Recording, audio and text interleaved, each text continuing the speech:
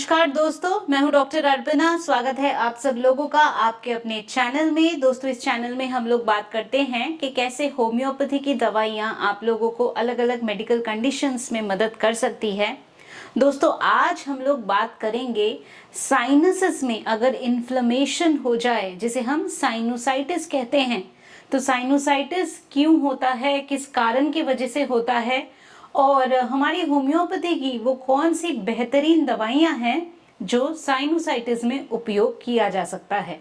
तो दोस्तों, इसी बारे में आज हम लोग बात करेंगे। अगर आप लोग मेरे चैनल में नए हैं तो वीडियो को देखने से पहले चैनल को सब्सक्राइब करके बेल बटन को प्रेस करना बिल्कुल भी नहीं भूलें, ताकि आप कोई भी इंफॉर्मेशन मिस नहीं करें जो मैं आप लोगों के साथ शेयर करती हूँ। तो चलिए शुरू करते हैं आज का टॉपिक, साइनोसाइटिस और होम्योपैथी की दवाइयां।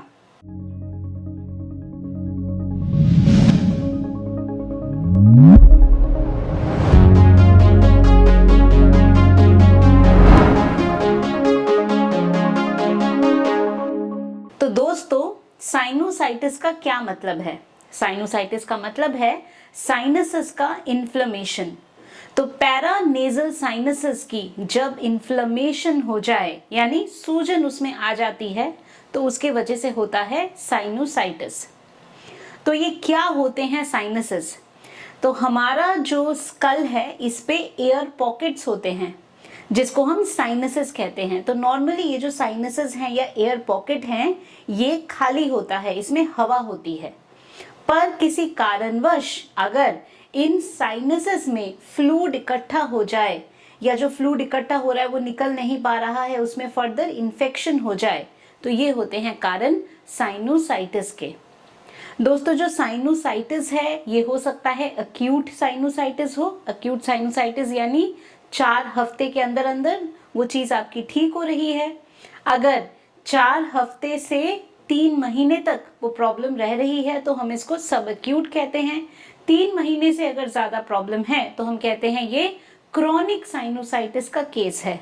इसके अलावा हर सीजन में प्रॉब्लम होना, ऐसा भी हो सकता है, या रिकरेंट साइनोसाइटिस की समस्या भी हो सकती है। तो दोस्तों, साइनोसाइटिस का मतलब है जो पैरानेजल साइनसेस हैं उनमें अगर इन्फ्लेमेशन हो तो इसे हम कहते हैं साइनोसाइटिस।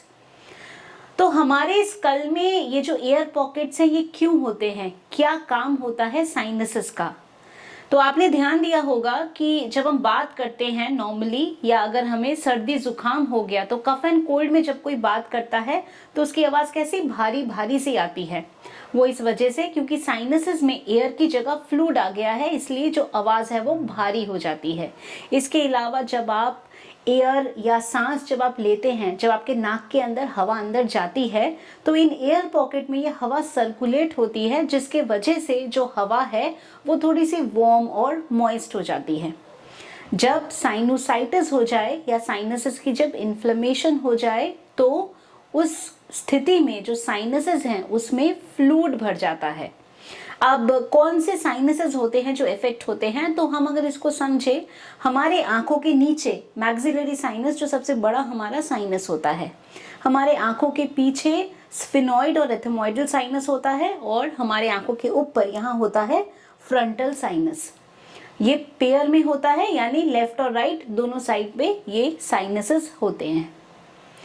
जो साइनोसाइटिस है ये 98% of the time viral infection की वजह से होता है, जैसे राइनो वायरस है, इन्फ्लुएंजा वायरस है, पैरा इन्फ्लुएंजा वायरस है। कभी ये बैक्टीरियल इन्फेक्शन की वजह से हो सकता है, बहुत ही रेयर केसेस में, और कई बार वायरल इन्फेक्शन की वजह से साइनोसाइटिस होता है। वो साइनोसाइटिस काफी टाइम तक रहने की वजह से उसमें सेकेंडरी बैक्टीरियल इन्फेक्शन हो सकता है। इसके अलावा एलर्जीज की वजह से ऐसा हो सकता है। अगर डिविएटेड नेजल सेप्टम है, यानी डेवलपमेंटल कोई एनोमली है जिसके वजह से जो साइनसेस का माउथ है वो बंद हो गया है, तो उसके वजह से भी फ्लूइड वगैरह इकट्ठा होकर साइनोसाइटिस जैसी समस्या हो सकती है। साइनोसाइटिस लंबे टाइम तक रहने की वजह से नेजल म्यूकोजा में थिकनिंग हो जाना, हाइपरट्रोफी होना, ओजेना होना, या पॉलिप फॉर्मेशन होना, ये सब भी स्थिति आ सकती है। तो ये तो हो गए हमारे कारण साइनोसाइटिस के। क्या होते हैं लक्षण साइनोसाइटिस के? तो सर्दी जुकाम होना, आपको दर्द रहना, क्योंकि साइनसेस में तो फ्लूइड भर गया है तो आपको दर्द होना, सर में दर्द होना, यहाँ पे पेन होना, पकड़ने से दर्द होना, जब आप झुककर नीचे देख रहे हैं तब आपको चीक्स में पेन होता है, आपको अपर जॉ में पेन होता है, तो ऐसे लक्षण हो सकते हैं। इसके साथ साथ अगर बॉडी में इन्फेक्शन है या इन्फ्लेमेशन है तो क्या होगा, साथ में आपको बुखार या फीवर भी आपको रह सकता है। नाक बंद रहता है, सांस लेने में प्रॉब्लम हो रही है, मुंह से सांस लेना पड़ रहा है, रात को सोने जाते हैं तो सांस नहीं आ रही है, नाक लगता है पूरा ब्लॉक हो गया है, तो ये लक्षण हो सकते हैं।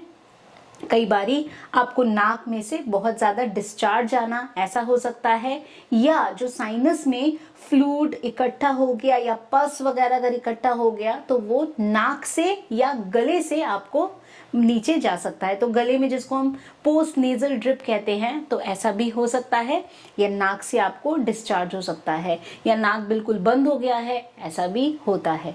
तो ये हमारे लक्षण होते हैं साइनोसाइटिस के, या साइनसेस में अगर इन्फ्लेमेशन हो जाए तो इसे हम कहते हैं साइनोसाइटिस। तो दोस्तों अब हम समझते हैं कि अगर साइनोसाइटिस है तो कौन सी हमारी होम्योपैथी की दवाइयां हैं जो आपको मदद कर सकती है।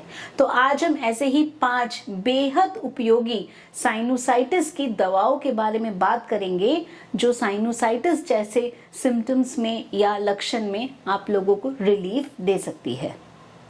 हमारी सबसे पहली मेडिसिन है काली बाइक्रोमिकम।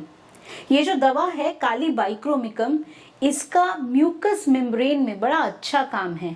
एयर पैसेजेस का म्यूकस मेम्ब्रेन, स्टमक का म्यूकस मेम्ब्रेन, तो म्यूकस मेम्ब्रेन में जब सूजन या इन्फ्लेमेशन होती है तो काली बाइक्रोमिकम एक बहुत अच्छी मेडिसिन है। काली बाइक्रोमिकम का फीचर है कि जो डिस्चार्ज बनता है वो रोपी स्ट्रिंगी डिस्चार्ज बनता है, यानी नाक में से जो डिस्चार्ज हो रहा है बहुत ज़्यादा रोपी है, वो निकल नहीं रहा है, बहुत ज़्यादा गले में बहुत ज़्यादा खांसना पड़ता है, बहुत ज़्यादा गले को हेम एंड हॉक करना पड़ता है ताकि जो बलगम है वो निकल आए। तो बेसिकली बहुत रोपी स्ट्रिंगी डिस्चार्ज जो कि चिपका हुआ हो और निकलने में प्रॉब्लम हो, तो ऐसा लक्षण होता है काली बाइक्रोमिकम मेडिसिन का। इसके साथ साथ नोज के रूट में पेन होता है, तो रूट ऑफ द नोज में पेन होगा, या पेशेंट कई बारी फिंगर टिप से लोकेट कर सकता है कि मुझे यहाँ पे दर्द है, मुझे यहाँ पे भारीपन है, नाक में मुझे भारीपन है। इसके अलावा सर में दर्द होना, सर में भारीपन होना, जो फ्रंटल साइनसेस हैं वो इन्वॉल्व हो जाती हैं, इसीलिए सर में भारीपन और सर में दर्द रहना भी काली बाइक्रोमिकम में हमें देखने को मिल सकता है। तो अगर ऐसी कंडीशन है तो काली बाइक्रोमिकम 30 पोटेंसी में ये दवा ले सकते हैं। जब बलगम निकालने में बहुत दिक्कत होती है, नाक बंद रहती है, अर्ली मॉर्निंग बहुत ही हेवीनेस कंजेशन का महसूस होता है, तो काली बाइक्रोमिकम मेडिसिन का प्रयोग कर सकते हैं। अगली हमारी मेडिसिन है ऑरम ट्रिफिलम। ऑरम ट्रिफिलम में हम देखते हैं कि नाक में बहुत ज़्यादा जलन हो जाती है, नाक से पानी बह रहा है, वाटरी डिस्चार्ज हो रहा है, इसके बावजूद नाक बंद है, यानी नाक से वाटरी डिस्चार्ज हो रहा है, जलन हो रही है तो भी नाक बंद है, सांस नहीं लिया जा रहा है, नेजल ऑब्स्ट्रक्शन, नेजल ब्लॉकेज, ये एक बहुत ही इम्पॉर्टेंट सिम्टम है जो हमें ऑरम ट्रिफिलम में देखने को मिलती है। रात को जब सोने जाते हैं तब प्रॉब्लम ज़्यादा महसूस होती है, नाक में पूरा जलन हो जाता है, हो सकता है जो डिस्चार्ज हो रहा है नाक से उसमें थोड़ा बहुत ब्लड भी आए, तो ब्लड स्ट्रीक्ड डिस्चार्ज भी हो सकता है ऑरम ट्रिफिलम में। अल्सरेशन होना नेजल सेप्टम में, ये भी हमें ऑरम ट्रिफिलम में देखने को मिल सकता है। तो ऐसी स्थिति में ऑरम ट्रिफिलम को 30 पोटेंसी में लिया जा सकता है। दोस्तों अगली हमारी मेडिसिन है स्टिक्टा पल्मोनेरिया। ये जो स्टिक्टा मेडिसिन है इस पे ऐसा होता है कि ड्राइनेस बहुत ज़्यादा मार्क्ड है, तो पूरे नेज़ल म्यूकोजा में जो नेज़ल पैसेज है उसमें ड्राइनेस है, बार बार लगता है कि नाक साफ करना है, नाक को ब्लो करना है, बहुत कोशिश भी करते हैं पर कोई भी डिस्चार्ज नहीं होता है, तो कंप्लीट ब्लॉकेज है, ड्राइनेस है, डिस्चार्ज नाक से नहीं हो रहा है, नाक बिल्कुल ही बंद है। तो ऐसी स्थिति में पेशेंट को क्या करना पड़ता है, मुंह से सांस लेना पड़ता है। तो माउथ ब्रीदिंग, पेशेंट सो नहीं पाता रात को कि मेरा तो नाक बिल्कुल बंद है, मैं सांस ही नहीं ले पा रहा, क्या कर सकते हैं। रात को उठते हैं, स्टीम वगैरह लेते हैं तो भी नाक खुलता ही नहीं है। तो ये जो नाक नहीं खुल रहा है, नाक पूरा बंद है, दोनों नाक बंद हो गया है, ब्लॉकेज हो गया है, ड्राइनेस हो गया है, कितनी बार भी कोशिश कर रहे हैं कि नोज को ब्लो करे, बट नोज को ब्लो करने से भी कुछ भी डिस्चार्ज नहीं हो रहा है, पूरा ड्राई है। तो ऐसी स्थिति अगर हो तो ऐसे में कौन सी दवा देनी है, स्टिक्टा पल्मोनेरिया या स्टिक्टा पल्मोनेरिस। इसको हम 30 पोटेंसी में यूज कर सकते हैं, जिससे ऐसा जो ड्राइनेस है इसको आप ट्रीट कर सकते हैं। दोस्तों अगली हमारी मेडिसिन है एमोनियम कार्बोनिकम या एमोन कार्ब। ये जो एमोन कार्ब दवा है ये उन लोगों पे ज़्यादा अच्छा काम करती है जिनको थोड़ा बहुत वेदर चेंज से ही उनको प्रॉब्लम हो जाती है, साइनोसाइटिस की समस्या हो जाती है, बहुत ज़्यादा प्रोन है to take cough and cold. तो बहुत इजीली ठंड लगेगी, और अगर ठंड लगेगी तो साइनोसाइटिस होगा, साइनसेस में इन्फ्लेमेशन होगा, सांस नहीं ले पाएंगे, नाक बंद हो जाएगा, बहुत ज़्यादा प्रॉब्लम लगती है, और इसके साथ साथ शरीर में थकावट, वीकनेस, कमज़ोरी ऐसे लक्षण भी आते हैं। तो पूरी बॉडी में एक मलेज है, एक थकावट है, और किसी तरह के भी वेदर चेंज से प्रॉब्लम होगी और ठंड लगेगी तो साइनसेस इन्फ्लेम्ड होंगे। तो अगर ऐसी कंडीशन होती है तो एमोन कार्ब मेडिसिन आपको मदद कर सकती है। इसको भी 30 पोटेंसी में लिया जा सकता है। दोस्तों नेक्स्ट हमारी मेडिसिन है हाइड्रेस्टिस। अब हाइड्रेस्टिस जो दवा है जनरली ये क्रॉनिक इन्फ्लेमेशन में ज़्यादा बेटर काम करेगी। जब म्यूकस मेम्ब्रेन में थिकनिंग हो जाए, हाइपरट्रोफी हो जाए, या जब एक्सरे कर रहे हैं तो दिख रहा है कि जो साइनसेस हैं उसमें ओपेसिफिकेशन हो गई है, वाइट वाइट सा साइनसेस दिख रहे हैं। तो जब जो स्थिति है वो क्रॉनिक साइनोसाइटिस के टुवर्ड्स जाता है, जो डिस्चार्ज है बहुत ज़्यादा थिक हो गया है, इजीली निकलता नहीं है, और उसके साथ साथ येलोइश डिस्चार्ज है, तो हाइड्रेस्टिस एक अच्छी मेडिसिन है। हाइड्रेस्टिस की भी जो एफिनिटी है वो म्यूकस मेम्ब्रेन्स के लिए बहुत मार्क्ड है, चाहे वो एयर पैसेजेस हो, चाहे वो स्टमक का हो, चाहे वो यूट्रस का हो या यूरेथ्रा का हो। तो बेसिकली बॉडी के जो म्यूकस मेम्ब्रेन है वहाँ अगर थिक येलोइश डिस्चार्ज बन रहा है, हाइपरट्रोफी हो रही है, तो हम हाइड्रेस्टिस का प्रयोग कर सकते हैं। काली बाइक्रोमिकम में भी हमने देखा कि बहुत ज़्यादा थिक डिस्चार्ज है, बट काली बाइक्रोमिकम में जो डिस्चार्ज है वो निकलता नहीं है, बहुत रोपी सा होता है। वहीं हाइड्रेस्टिस में ये ज़्यादा गाढ़ा होता है, रोपी इतना नहीं होता पर बहुत ज़्यादा गाढ़ा थिक डिस्चार्ज होता है। तो ऐसे में हाइड्रेस्टिस मेडिसिन का प्रयोग कर सकते हैं। अगर क्रॉनिक प्रॉब्लम है तो ऐसे में हाइड्रेस्टिस को मदर टिंचर पोटेंसी में भी दिया जा सकता है। तो दोस्तों ये थी हमारी कुछ बहुत ही उपयोगी मेडिसिन साइनोसाइटिस के लिए। मैं उम्मीद करती हूँ कि अभी जो इन्फॉर्मेशन मैंने आप लोगों के साथ शेयर किया आपने इसको पसंद किया है। तो वीडियो को लाइक करना, शेयर करना, कमेंट करना और चैनल को सब्सक्राइब करना बिल्कुल भी नहीं भूले। अगर आप चाहते हैं मेरे से अपॉइंटमेंट बुक करना, जाए मेरे वेबसाइट drarpana.com पे, और वहाँ बड़े ही आसानी से आप अपना अपॉइंटमेंट खुद बुक कर सकते हैं।